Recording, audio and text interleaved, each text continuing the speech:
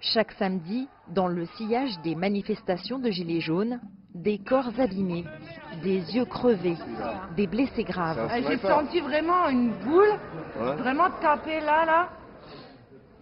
En cause, les LBD ou flashballs, ces armes non létales employées par les forces de l'ordre pour dissuader les manifestants jugés menaçants. Si les risques occasionnés par ces lanceurs de balles ont été régulièrement dénoncés, la gravité et le nombre de victimes depuis le début des mobilisations de Gilets jaunes relancent la polémique sur leur utilisation. Vous avez pu voir que je me suis pris un flashball dans la gueule. Excusez-moi, j'ai beaucoup de mal à parler.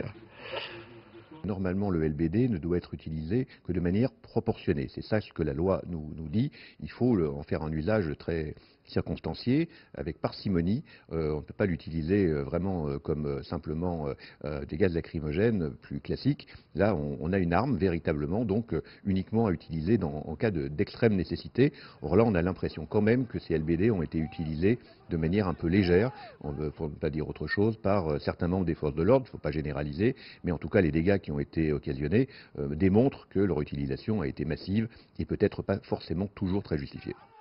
Un usage disproportionné, condamné en interne et à l'international, notamment par le Haut Commissariat de l'ONU aux droits de l'homme et par le Conseil européen, qui pointe une atteinte aux droits humains.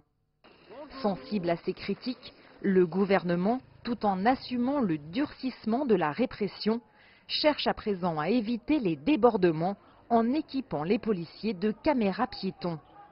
L'utilisation de caméras qui vérifient exactement comment ces LBD fonctionnent, et donc aujourd'hui une surveillance peut-être plus accrue de ces lanceurs sera peut-être de nature à révéler s'il y a eu difficulté ou s'il n'y en a pas eu.